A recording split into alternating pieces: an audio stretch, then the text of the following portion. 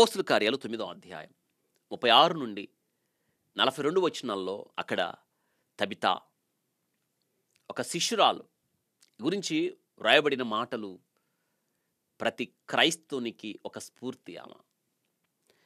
యొప్పేలో తబితాను ఒక శిష్యురాలు ఉండెను. ఆమె భాషాంతరము చేయబడిన దొర్క.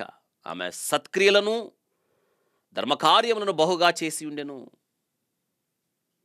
ఆమె చేసిన కార్యాల గురించి వ్రాయబడ్డది.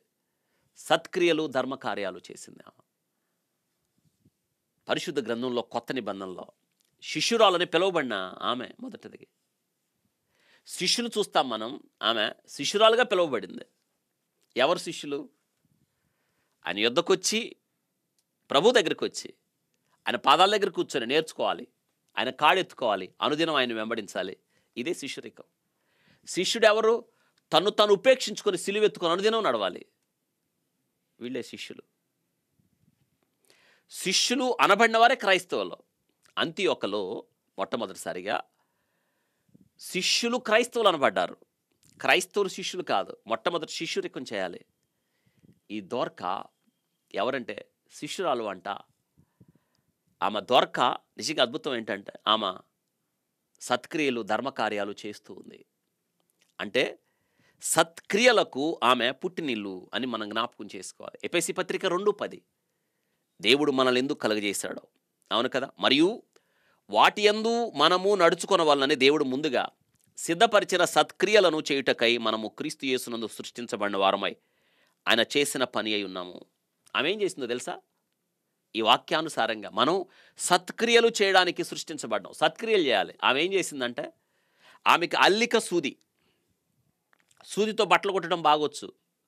ఆమె చూడండి, దేవుడు తనకిచ్చిన ఆ సూది, ఆ తలాంతుతో బట్టలు కుట్టి ఆ యొప్పేలద సముద్ర తీరం, అక్కడ సముద్రంలోకి వెళ్ళి చాలామంది చనిపోయారు గతంలో. అందుకే చాలామంది స్త్రీలు భర్తలు చనిపోగా బహుశా విధవరాలుగా మిగిలిపోయారు. ఆమె ఇల్లు అనేక మంది విధవరాళ్లకు ఆసరా కేంద్రం, భరోసా ఇచ్చే కేంద్రం, నెమ్మదిచ్చే కేంద్రం, అండగా నిలిచిన కేంద్రం ఆమె ఇల్లు.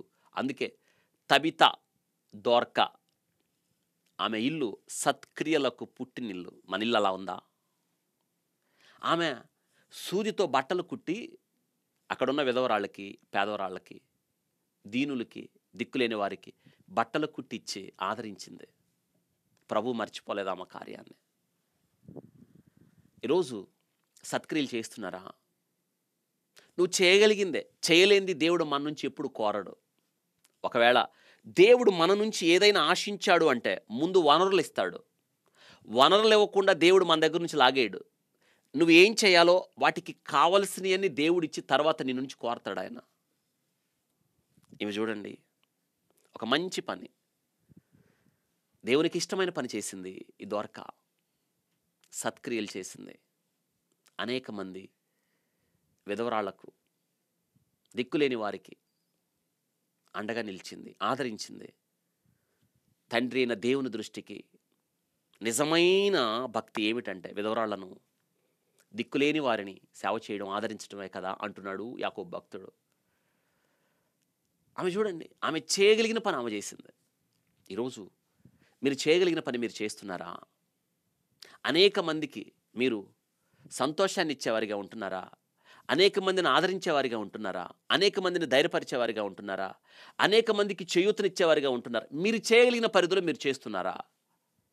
చాలాసార్లు నేను ఎందుకు చేయాలి, ఇది నా పని కాదు అనుకుంటే మరి ఎవరు చేయాలి? క్రీస్తు ప్రేమను ఎరిగిన నీవు నేను, ఆయన శిష్యులుగా పిలువబడుతున్న నీవు నేను, మరి ఆయన కొరకు ఆ పని చేయాలి కదా. తండ్రి అయిన దేవుని ఎదుట పవిత్రమును నిష్కలంకమైన భక్తి ఏదనగా దిక్కులేని పిల్లలను విధవరాండరు వారి ఇబ్బందులు పరామర్శించుటయు ఇహలోక మాలిన్యము తనకంటకుండా కాపాడుకునుటయే. యాకోబు భక్తుడు చెప్తున్నాడు 1వ అధ్యాయం 27వ వచనంలో యాకోబు పత్రిక.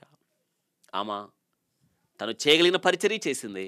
అయితే ఒక దినాన కాయిల పడి చనిపోయింది. ఆ విధవరాళ్ళు ఏడుస్తున్నారు. ఆమె బ్రతుకున్నప్పుడు ఆమె కుట్టించిన బట్టలు పేతురుని పిలిపించారు. అదిగో పేతురు వచ్చేలోపు ఏడుస్తున్నారు. ఇదిగో ఈమె బ్రతుకున్నప్పుడు. అంటే ఏమర్థమవుతుంది మనకి?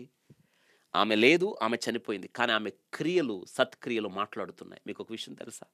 మనం లేనప్పుడు మన క్రియలు మాట్లాడతాయి. అటువంటి జీవితం జీవించండి. అయితే పేతురు భక్తుడు ఆమెను బ్రతికించెను. ఆమె మరణించి బ్రతికింది సత్క్రియల ద్వారా. మన జీవితాల్లో కూడా దేవుడు నిన్ను ఎక్కడుంచాడో, ఏ స్థలంలో ఉంచాడో, ఏ బాధ్యత ఇచ్చాడో, ఏ స్థితిలో ఉంచాడో, ఆ స్థితిలో దేవునికి నమ్మకంగా నువ్వున్న పరిధిలో నువ్వు చేయగలిగినది చేయగలిగినంత మందికి చేయగలిగినన్ని సార్లు దేవుని మహిమపరిచే పద్ధతిలో చెయ్యండి. ఇవే దేవుని కొరకు సత్క్రియలు అంటే. ఈ విషయంలో వెనకబడి ఉండద్దు, ముందుకు సాగండి.